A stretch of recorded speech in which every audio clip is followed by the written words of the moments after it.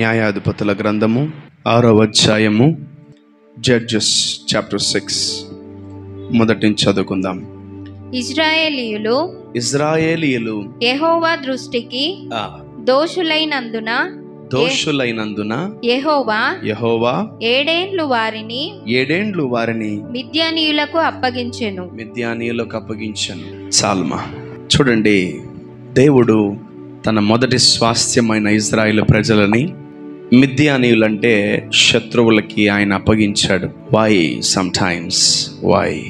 Why God surrender them to the enemy. Sometimes మనము పిల్లలు బాగా చదవకపోతే టీచర్కో సార్కో మనము హ్యాండ్ ఓవర్ చేస్తాం. He's not our person, but we hand over our child to that person. అతడు మన వ్యక్తి కాకపోయినా కూడా మనం ఆ బిడ్డని ఆ వ్యక్తి చేతిలో పెడుతుంటాం. సో దేవుడు కూడా ఇక్కడ ఆ ఇజ్రాయేల్ ప్రజలు దేవుని మాట వారు వినందున దేవుడు వారికి శత్రువులైన మిద్యానీయులకు ఆయన అప్పగించారు. వీళ్ళందరినీ దేవుడు ఇజ్రాయేల్ ప్రజల్ని మిద్యానీయులకు అప్పగించాడు. అంటే దేవుడే sometimes when we won't listen to God's word and he will surrender us to that enemy. అందుకనే పౌలు ఒక మాట అంటూ ఉంటాడు, నేను సాతానుకు అప్పగించాను నిన్నని. అంటే ఎవరైతే మాట వినట్లేదో, ఎవరైతే దేవుని మాటను నిర్లక్ష్య పెడుతూ, ఎవరైతే దేవుని మాటని పక్కకు జరుపుతూ, ఎవరైతే దేవుని మాటకు వాళ్ళు విధేయులై జీవించలేకపోతారో, ఎవరికైతే దేవుని మాట అంటే మంచి మాట ఎవరికైతే అర్థం కాదో ఆ వ్యక్తిని దేవుడు ఎవరికి హ్యాండ్ ఓవర్ చేస్తాడు? శత్రువులకి హ్యాండ్ ఓవర్ చేస్తారు. The lord will hand over that person to that enemy. చూడండి మళ్ళీ ఇంకొకసారి, let's go to that scripture.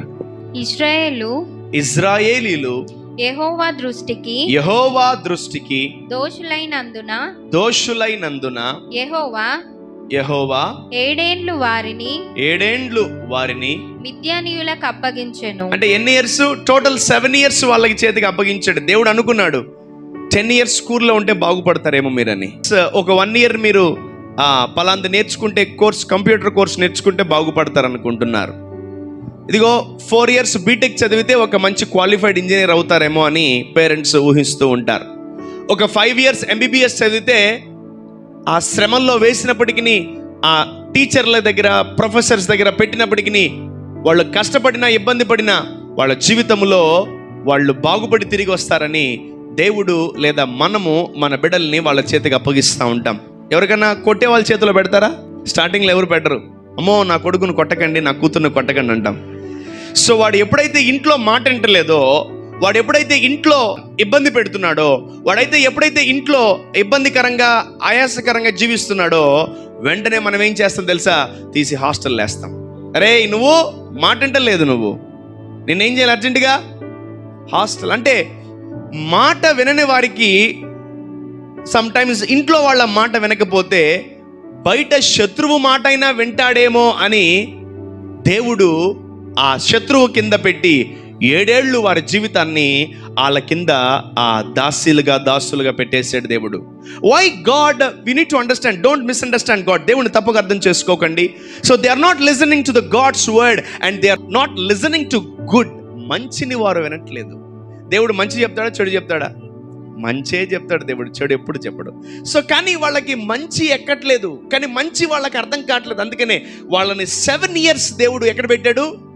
మిద్యానీయులకు అప్పగించాడు. చూద్దాం ఇజ్రాయేల్ ప్రజలు ఏం చేశారో చూద్దాం. Let's read from 2. మిద్యానీయుల చేయి ఇశ్రాయేళ్ల మీద హెచ్చాయను గనుక వారు మిద్యానీయుల ఎదుట నిలువలేక కొండలలోనున్న వాగులలోను గుహలను దుర్గములను తమకు సిద్ధపరచు. అంటే శత్రువు దాడికి తట్టుకోలేక కొన్నిసార్లు మనం ఏం చేస్తాం తెలుసా? పారిపోతా ఉంటాం. ఇటు ఫస్ట్ దేవుడి దగ్గర నుంచి పారిపోయాము, 2 మనము దేవుడిని ఎవరి కింద అయితే అప్పగించారో వాళ్ళ చేతిలో నుంచి కూడా, మిద్యానీయుల చేతిలో నుంచి కూడా ఇజ్రాయేలీలు పారిపోదాం అనుకుంటున్నారు. ఇప్పుడు చూడండి ఇక్కడ ఏమైంది తెలుసా? మిద్యానీయుల చెయ్యి ఇజ్రాయేల్ మీద హెచ్చై ఉన్నది గనుక. వావ్, ఒకప్పుడు ఇలా లేదు. ఇజ్రాయేలు ప్రజలను చూస్తేనే భయపడిపోయేవాళ్ళు. ఆ యొక్క బిలాము బాలాకు వాళ్ళిద్దరూ కలిసి, ప్రవక్త రాజు కలిసి ఇజ్రాయెల్ ప్రజల్ని నాశనం చేద్దాం అనుకున్నారు. అప్పుడు బిలాము అనే ప్రవక్త వచ్చి, వాళ్ళు సంఖ్య చాలా పెద్దగా ఉంది, వారిని నాశనం చేయలేను, వారి మీద శాపాలు వదులుతున్నా కూడా నేను శాపాలు వదలలేకపోతున్నాను, నా నోట్లో నుంచి దీవెన మాటే వస్తుందని బిలాము బాలాకు చెప్తా ఉంటాడు. అరే ఇదేంటిది? ఒకప్పుడు దీవెనకరంగా ఉన్నటువంటి ఇజ్రాయెల్ ప్రజలు దేవుని మాట వినలేకపోయారు. Sometimes they rejected God's word. ఒకప్పుడు ఇజ్రాయెల్ ప్రజలు చూసి అనేక మంది భయపడేవాళ్ళు. ఒకప్పుడు ఇజ్రాయెల్ ప్రజలు చూసి బాలాకు అనే రాజు భయపడ్డాడు. వారు నా మాట వింటలేదు, వాళ్ళ సంఖ్య ఎక్కువ ఉంది, వాళ్ళ మీద శాపాలు వదులని చెప్పి ఒక ప్రవక్తకి, ఒక చేతబడి చేసేవాడికి, ఒక మాంత్రికుడిని పిలిపించి, ఆ బాలాము, ఆ రాజు అనే వ్యక్తి అతన్ని పిలిపించి రాంగ్ ప్రాఫెసీలు రిలీజ్ చేస్తా ఉన్నాడు. అయినా వర్కౌట్ అవ్వలేదు. ఒకప్పుడు ఆశీర్వాదకరంగా, ఒకప్పుడు దీవెనకరంగా, ఒకప్పుడు మహిమకరంగా ఉన్నటువంటి ఇజ్రాయెల్ ప్రజలు ఈ రోజు ఎందుకు ఎవరు వీళ్ళు మిద్యానీయుల కిందకి వెళ్లాల్సి వచ్చింది? ఈరోజు నువ్వు ఇంట్లో చక్కగా ఉన్నవాడివి స్కూల్లో ఎందుకు కొట్టించుకోవాల్సి వస్తుంది? ఈరోజు నువ్వు ఇంట్లో దేవుని మాట వినాల్సిన వాడివి ఎందుకు నువ్వు కాలేజీల్లో, ఆఫీసుల్లో చెప్పించుకోవాల్సి వస్తుంది? Why? There is some problem. Look at the first line. ఇజ్రాయేలుడు యెహోవా దృష్టికి దోషులైనందున మిద్యానుల చేతికి యెహోవా వారిని అప్పగించాడు. Wow, you need to know that, you need to know that. మనము మన పిల్లలు ఏ విధంగా మాట వినకపోతే స్కూల్లోకి వెళ్ళి, ఆగని సంగతి చెప్తానని చెప్పి టీచర్ దగ్గరికి వెళ్ళి, టీచర్ వీడి ఇంట్లో మాట అంటలేదు, వీడిని ఉతికి ఎండబెట్టారేయండి, వీడిని బాగా గద్దించండి అని టీచర్కి 4 మాటలు చెప్పి వస్తూ ఉంటాం మనం. Anything what we are having, any leader or master, ఏదైనా ఒక సార్, ఒక మేడం మనకు ఉన్నట్లయితే, ఒక మన అపోనెంట్, మనల్ని బిడ్డల్ని బాగా కొట్టే వాళ్ళు ఎవరైతే ఉంటారో వాళ్ళ చేతికి మన బిడ్డలను అప్పగిస్తాం. Why? To make them in a proper condition. వాళ్ళు తిరిగి మంచి స్థాయిలోకి రావడానికి మనం ఆ శత్రువుకి అప్పగిస్తూ ఉంటాం. చూద్దాం ఏం జరిగిందో. మిద్యానీయుల చెయ్యి ఇశ్రాయేలు మీద హెచ్చాయను గనుక వారు మిద్యానీయుల ఎదుట నిలువలేక కొండలలోనున్న వాగులను, గుహలను, దుర్గములను తమకు సిద్ధపరచుకొనిరి. ఇశ్రాయేలీయులు విత్తనములు విత్తిన తరువాత మిద్యానీయులను, అమలేకీయులను, తూర్పున నుండి వారును తమ పశువులను, గుడారములను తీసుకొని మిడతల దండంతా విస్తారముగా వారి మీదికి వచ్చి వారి ఎదుట దిగి గాజాకు పోవునంత దూరము భూమి పంటను పాడు చేసి ఒక గొర్రెను గాని, ఎద్దును గాని, గాడిదను గాని, జీవన సాధమైన మరి దేనిని గాని ఇజ్రాయేలీయులకు ఉండనీయలేదు. వావ్, ఇంకా టఫ్ అయిపోయింది ఇజ్రాయెల్ ప్రజలకి. ఇంకా టఫ్, ఆఖరికి తిండి కూడా లేదు ఇజ్రాయెల్ ప్రజలకి. ఎందుకు? They are not repenting and they are not confessing that we rebelled against God. మేము దేవునికి విరుద్ధంగా లేచాము, మేము దేవునికి విరుద్ధంగా తిరిగాము అని ఇజ్రాయెల్ ప్రజలు కన్ఫెస్ చేయలేకపోతున్నారు. అప్పుడు అందుకనే దేవుడు వేడి పెంచుతా ఉన్నాడు. ఈ లోకములో మంచివాడికి వేడి పెరుగుతుంది, ఈ లోకములో చెడ్డవానికి వేడి పెరుగుతుంది. ఈ లోకములో నిన్ను టెస్ట్ చేయడానికి వేడి పెంచుతారు, ఈ లోకములో పాపాన్ని తీయడానికి వేడి పెంచుతారు. ఈ లోకములో మంచివాడికి వేడిగుండా వెళ్ళాలి, ఈ లోకంలో చెడ్డవాడు కూడా వేడిగుండా వెళ్ళాలి. చూద్దాం, ఇజ్రాయెల్ ప్రజలు తన సొంత బిడ్డలే, కానీ దేవుడు వారిని ఎక్కడికి పంపిస్తున్నాడు? అగ్నిగుండము గుండా వారిని పంపిస్తూ ఉన్నాడు. Okay, let us see some things. ఇక్కడ 10 నుంచి చదువుకుందాం. మీరు అమోరీయుల దేశమున నివసించుచున్నారు, వారి దేవతలకు భయపడకుడి అని మీతో చెప్పి తిని గాని మీరు నా మాట వినకపోతిరి. అంటే ఏం మాట అది? ఏం మాట? దేవుని మాట. భయపడకండి అని ఒక మాట చెప్తే వీళ్ళేమవుతున్నారు? భయపడుతున్నారు. భయపడకండి అని దేవుడు చెప్పినప్పుడు వీళ్ళు ఎలా ఉండాలా? ధైర్యంగా, బోల్డ్గా ఉండాలా. కానీ వీళ్ళు ఏం చేస్తున్నారు తెలుసా? ఆ విగ్రహానికి, ఆ బలులకు వాళ్ళు భయపడుతూ ఉన్నారు. చూద్దాం. యెహోవా దూత వచ్చి అబియేజ్రీయుడైన యోవాషునకు కలిగిన ఒఫ్రాలోని మస్తకి వృక్షము కింద కూర్చుండి యోవాషు కుమారుడైన గిద్యోను మిద్యానీయులకు మరుగైయుండునట్లు గానుగ చాటున గోధుమలను దుల్లగొట్టుచుండగా యెహోవా దూత అతనికి కనబడి పరాక్రమము గల బలాఢ్యుడా యెహోవా నీకు తోడై ఉన్నాడని అతనితో అనగా గిద్యోను చిత్తము నా ఏలినవాడా, చిత్తము నా ఏలినవాడా, యెహోవా నాకు తోడయ్యుండిన ఎడల, యెహోవా నాకు తోడయ్యుండిన ఎడల, ఇదంతయు మాకేలా సంభవించెను. Look at the dialogue of Gideon. గిద్యోను మాట్లాడుతున్నాడు చూడండి. దేవుడే మాకు తోడుగా ఉంటే మమ్మల్ని ఎందుకు మిద్యానీయులు తరుముతున్నారు? దేవుడే మాకు తోడుగా ఉంటే మేమెందుకు ఈ విధంగా పారిపోవాలి? దేవుడే మాకు తోడుగా ఉంటే నేను ఎందుకు చెట్లు చాటున గానుగలు ఏరుకుంటా ఉండాలి నేను అని యెహోవా దూతకు రిప్లై ఇస్తా ఉన్నాడు ఆ గిద్యోను. Why? What is the reason behind the screen? అసలు మిద్యానీయుల చేతుల నుంచి ఇజ్రాయెల్ ఎందుకు పారిపోవాలి? అసలు ఎందుకు వాళ్ళు ఎంత శ్రమ పడుతున్నారు? ఎంతమందికి తెలుస్తుంది మాట? ఫస్ట్ లైన్ చూడండి, జడ్జెస్ 6:1. అసలు ఎందుకు వాళ్ళ కిందకి వెళ్ళారు? ఎందుకు నీ మేనేజర్ కింద నువ్వు ఉన్నావు? ఎందుకు నీ గొప్ప యజమానుడి కింద నువ్వు దాసిగా పనిచేస్తున్నావు? ఎందుకు నీ జీవితంలో ఒకటి కింద పనిచేస్తున్నావు తెలుసా? ఎక్కడో ఎప్పుడో మనము ఏదో ఒక మిస్టేక్ చేసి ఉన్నాం. So that's why we are working something wrong place. చూద్దాం 6:1 జడ్జెస్, న్యాయాధిపతులు 6:1. ఇశ్రాయేలీయులు అంటే ఇది మర్చిపోయారు వాళ్ళు. ఈ మాట అసలు టోటల్ గా మర్చిపోయారు. ఇజ్రాయేలీయులు యెహోవా దృష్టికి దోషులైనందున యెహోవా 7 ఏండ్లు వారిని మిద్యానీయులకు అప్పగించెను. ఈ డైలాగే అంటే ఇంకోటి వాళ్ళకి చెప్పి చేయలే దేవుడు. యాక్చువల్లీ అరే మిమ్మల్ని నేను శత్రువుకి అప్పగిస్తున్నా అని దేవుడు చెప్పాల వాళ్ళకి. వాళ్ళ దోషం ఎక్కువైపోతా ఉంది. ఎందుకని నాన్న తిను, నాన్న నీట్గా ఉండు, మంచి బట్టలు వేసుకో అని చెప్తుంటే ఎవరికి అర్థం కావట్లేదు. అందుకనే దేవుడు వెంటనే వాళ్ళని ఎవరికి అప్పగించాడు? శత్రువుకి అప్పగించాడు. మరి అది మర్చిపోయి గిద్యోను ఏమంటున్నాడు?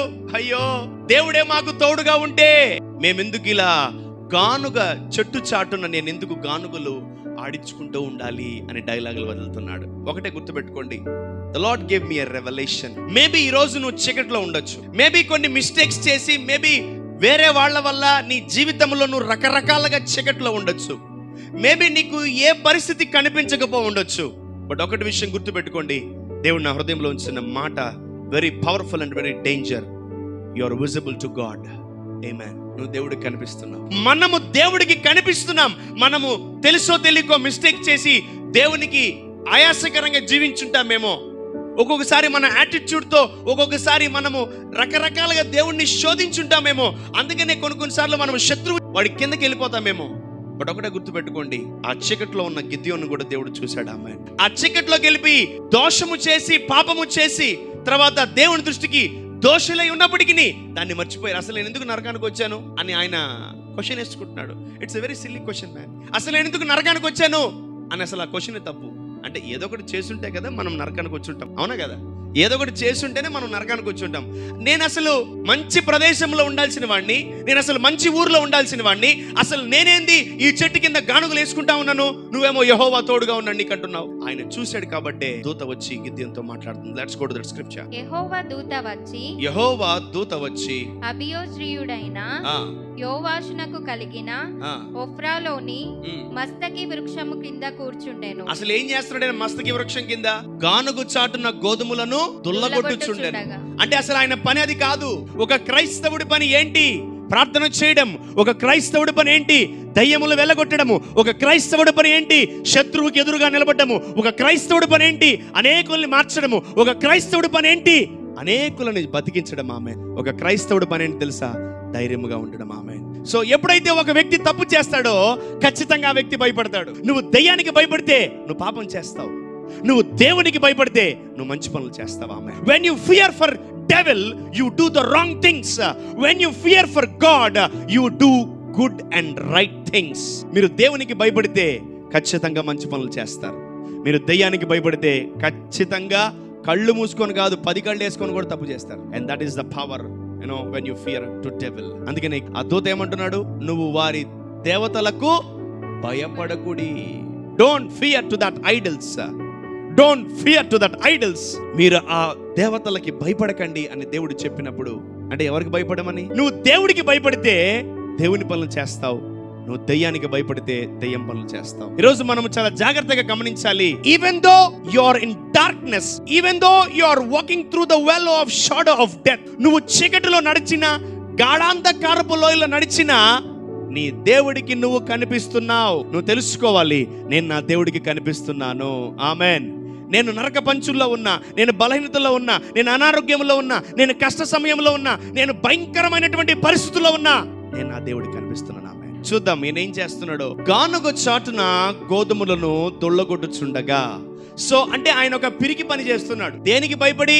శత్రువుకి భయపడి, విగ్రహమునికి భయపడి, ఆ దేవతలకు భయపడి అతను ఏం చేస్తున్నాడు? గానుగ చాటున గోధుమలను దొల్లగొట్టుచున్నాడు. యా చూద్దాం 12. యెహోవా దూత అతనికి కనబడి, పరాక్రమము గల బలాఢ్యుడా, యెహోవా నీకు తోడయున్నాడని అతనితో అనగా గిద్యోను, చిత్తము నా ఏలినవాడా, యెహోవా మాకు తోడయుండిన ఎడల. యాక్చువల్లీ చూడండి, దేవుని కుమారుడు, దేవుని కుమార్తె భయపడడం దేవుడికి ఇష్టం లేదా? ఆమె నువ్వు ఏ పిరికి సందర్భంలో ఉన్న దేవుడు నీతో వచ్చి మాట్లాడతాడు. ఆమె I'm giving you word today.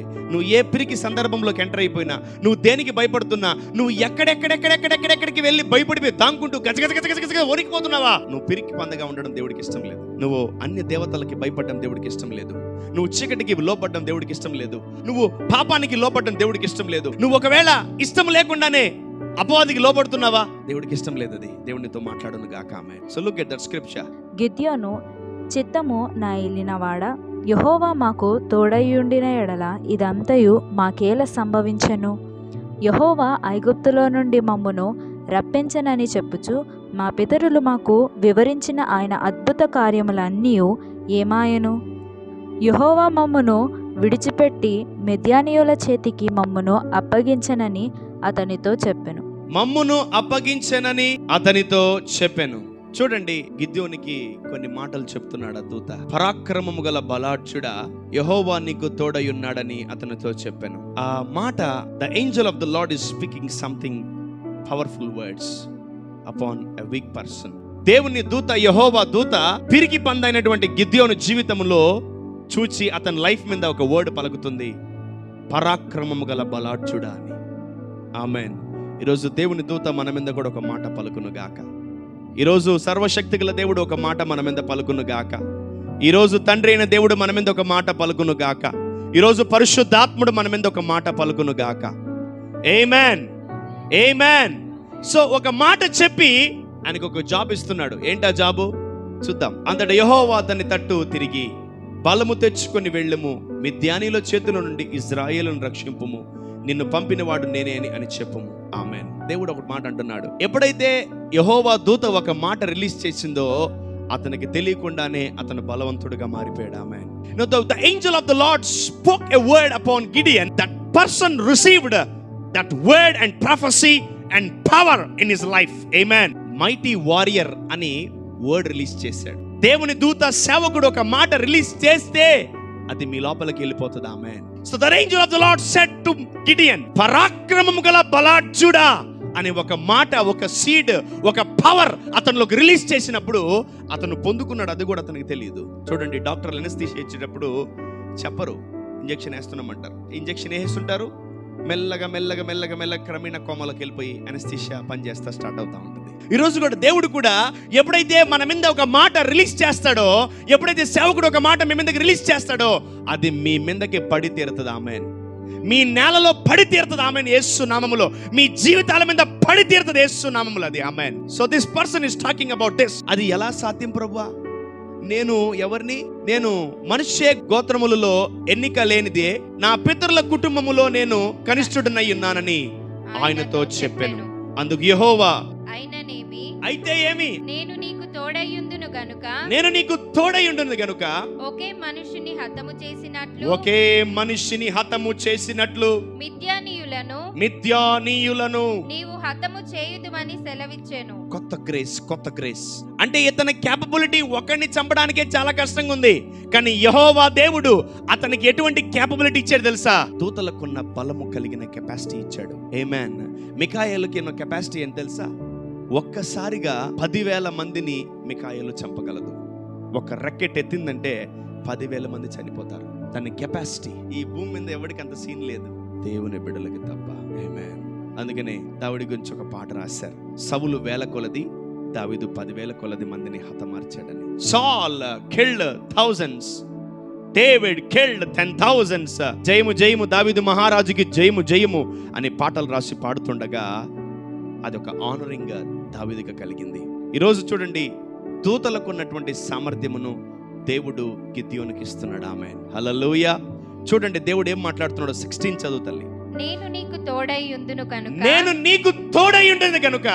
ఒకే మనిషిని హతము చేసినట్లు ఒక్క ప్రాబ్లం పోవడమే కాదు, మిద్యానీయులను నీవు హతము చేయుదువని సెలవిచ్చెను. నీవు ఒకేసారి అందరినీ కూడా హతము చేయదు అని సెలవిచ్చెను. అందుకతడు, నా ఎడల నీకు కటాక్షము కలిగిన ఎడల నాతో మాట్లాడుచున్న వాడవు నీవే అని నేను తెలుసుకొనున్నట్లు ఒక సూచన కనపరచుము. ఓకే, చూడండి ఈరోజు మన ఇంట్లో ఒక కష్టం అయితే లేదు. We are not facing one problem, we are facing multiple problems. అవునా కదా? ఎన్ని కష్టాలు ఉన్నాయి? ఒకటే ఉందా? చాలా ఉన్నాయి. యాక్చువల్లీ అవి ఒక్కోటిగా వచ్చేసి అన్ని ఒకేసారి రాలా. ఒకటి వచ్చింది, వారం తర్వాత ఇంకోటి వచ్చింది, నెల తర్వాత ఇంకోటి వచ్చింది, సంవత్సరం తర్వాత ఇంకోటి వచ్చింది. సో 2 సంవత్సరాల క్రితం ఉన్న కష్టం ఇంకా మనకు తరగల, 3 సంవత్సరాల క్రితం ఉన్న కష్టం ఇంకా పోలా, 5 సంవత్సరాల క్రితం ఉన్న ప్రాబ్లం ఇంకా పోలా, 10 సంవత్సరాల క్రితం ఉన్న ప్రాబ్లం ఇంకా పోలా, 20 సంవత్సరాల క్రితం ఉన్న ప్రాబ్లం ఇంకా పోలా. Okay, good, let it be man, let it be there. ఉండని దాన్ని. ఓకే, దేవుడు ఈ రోజు మనకు గొప్ప సామర్థ్యం ఇవ్వబోతున్నాడు. ఆమేన్. ఒకవేళ మనకు ఒక కష్టాన్ని, ఒక ప్రాబ్లం ని తీయలేని సామర్థ్యం మనకు ఉందేమో, ఈ రోజు మన కుటుంబములో, మన వ్యక్తిగత జీవితములో ఉన్నటువంటి అన్ని సమస్యలను, అన్ని ప్రాబ్లమ్స్ ని, అన్ని కష్టాలని ఒకేసారి తీయగలిగే సామర్థ్యం దేవుడు మనకి రోజు ఇవ్వబోతున్నాడు. ఆమేన్. ఈ రోజు ఒక కష్టాన్ని, ఒక అప్పుని తీయడానికి, ఒక చీకటిలో నుంచి బయటికి రావడానికి మనకి ఎంతో కష్టంగా ఉంది. ఈ రోజు ఒకేసారి అన్ని తీయగలిగే అభిషేకమును దేవుడు మనకి ఇవ్వబోతున్నాడు. Amen. Look at the ability, look at the words power. ఈ రోజు నువ్వు అనుకోవచ్చు, ఒక కష్టాన్ని, ఒక అప్పుని క్లియర్ చేయడానికే, ఒక చిన్నదాన్నే నేను జయించడానికి ఇన్ని తిప్పలు పడుతున్నాను. మరి ఎన్ని అయితాయంటావు ఈ జన్మకి?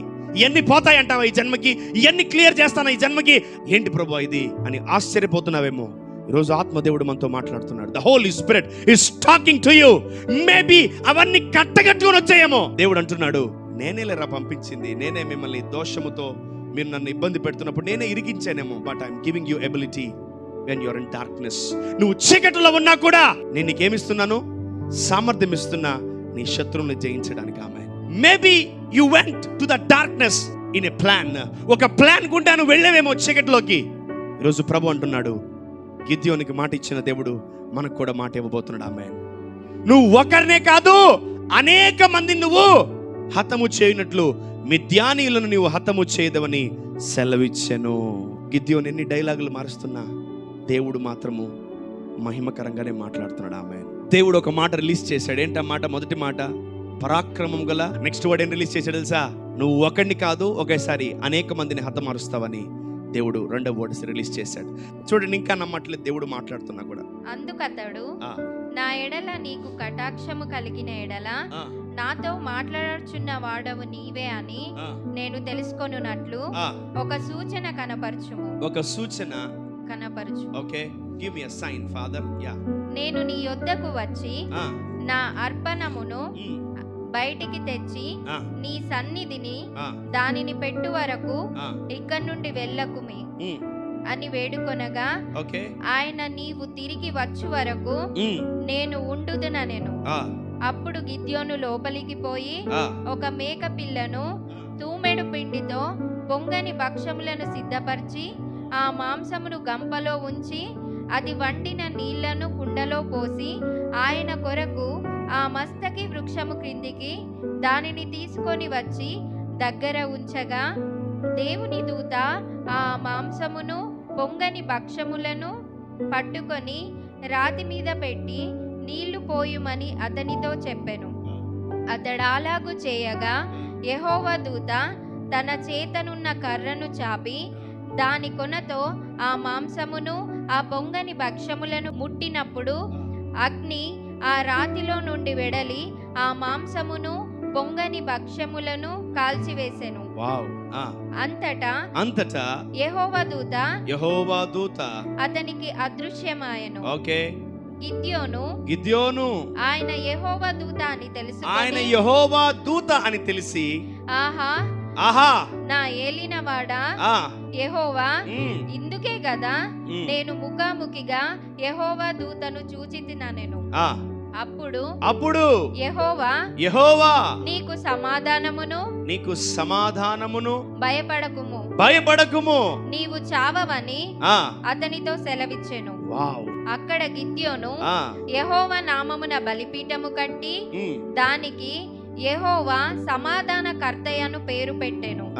నేటి వరకు అది అబియోజ్రీయులో ఒప్రాలో ఉన్నది. 34 ఒకసారి చదవండి. 34 యెహోవా ఆత్మ గిద్యోనును ఆవేశించెను. అతడు బూర ఊదినప్పుడు అబియేజెరు కుటుంబపు వారును అతని యొద్దకు వచ్చిరి.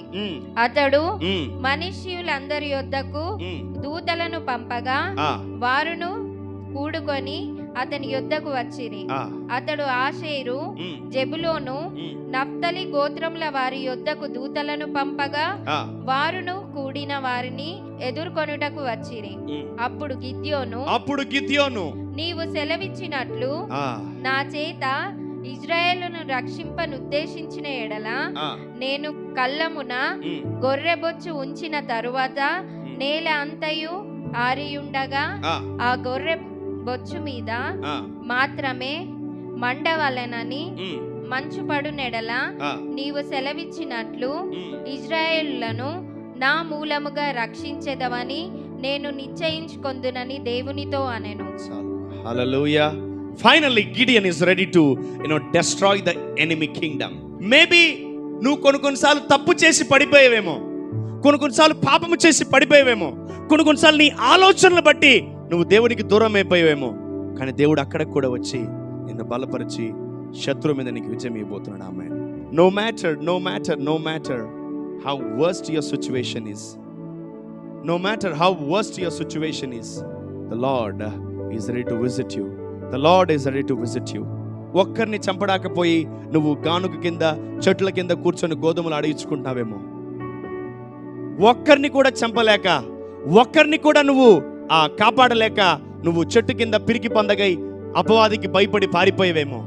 ఈరోజు ప్రభు అంటున్నాడు, ఒక్కరిని చంపలేని వాడికి 100,000 మంది చంపే ఆ ఓడించే గొప్ప అభిషేకాన్ని, గొప్ప సామర్థ్యాన్ని దేవుడికి గిద్యోనుకి ఇచ్చాడు. ఆమేన్. ఈరోజు ఒక్క శ్రమలో నుంచి మనం బయటికి రాలేకపోతున్నాం. ఈరోజు అన్ని శ్రమల్లో నుంచి మనం బయటకు వచ్చును గాక. అన్ని శ్రమల్లో నుంచి ఒక్క శ్రమనే మనం జయించలేకపోతున్నామేమో. దేవుడు ఈరోజు గిద్యోనుని ముట్టిన దేవుడు ఈరోజు ఇక్కడికి వచ్చిన ప్రతి బిడ్డను దేవుడు ముట్టును గాక. ఈరోజు దేవుడు మీ లోపలికి విశ్వాసాన్ని రిలీజ్ చేస్తున్నాడు. అన్ని శ్రమల్లో నుంచి మీరు జయించును గాక. మీరు మాత్రమే కాదు, అనేకుల్ని మీరు శ్రమల్లో నుంచి జయింపు చేస్తారు. ఆమేన్. మీరు మాత్రమే రక్షింపబడరు, అనేక మందిని మీరు రక్షించి దేవుని నామాన్ని మహిమపరుస్తారు. ఆమేన్. ఒకటే గుర్తుపెట్టుకోండి, దేవుడు మిమ్మల్ని అందరినీ రక్షిస్తాడు ఆ శ్రమలో నుంచి. మీరందరూ కూడా ఒక శ్రమలో నుంచి బయటికి రాలేకపోతున్నానని భయపడుతూ బాధపడుతున్నారేమో. 100,000 సమస్యలో నుంచి నువ్వు బయటకు వచ్చి సమస్యలో ఉన్న ప్రతి ఒక్కరిని నువ్వు కాపాడుతావా? Amen. So this is what the gospel is all about. So మీ అందరికి ఒక ప్రశ్న, మీరు ఏ చీకట్లో నుంచి బయటకు వచ్చారు? మీ గతంలో కొన్ని చీకట్లు ఉన్నాయి. మీ గతంలో మీరు చాలాసార్లు ఒక పరిస్థితిని బట్టి పడిపోయారు, కొన్ని బలహీనతలను బట్టి పడిపోయారు. మేబీ నువ్వు బాగా సినిమాలు చూస్తున్నావేమో, ప్రభు నమ్ముకున్న తర్వాత వెంటనే సినిమాలు ఆపేసేవేమో. నీ వరకే ఉపయోగం ఉందా, లేదంటే వేరే వాళ్ళకి ఏదన్నా ఇన్ఫ్లుయెన్స్ చేస్తున్నావా? Listen to be very carefully. Say for example, అబ్బాయిలు ఉన్నారు, మీరు బాగా మందు తాగేటోళ్ళు. సో వెంటనే ప్రభు నమ్ముకున్నారు, వెంటనే తాగుడు మానేశారు. మీరు తాగుడు మానేసిన వెంటనే నీకు వరకే ప్రయోజనకరంగా ఉన్నావా, నీ వల్ల వేరే వాళ్ళకు కూడా ఏదైనా ప్రయోజనం ఉందా? Question your soul. నీ ప్రాణానికి ప్రశ్న వేసుకో. Question your self.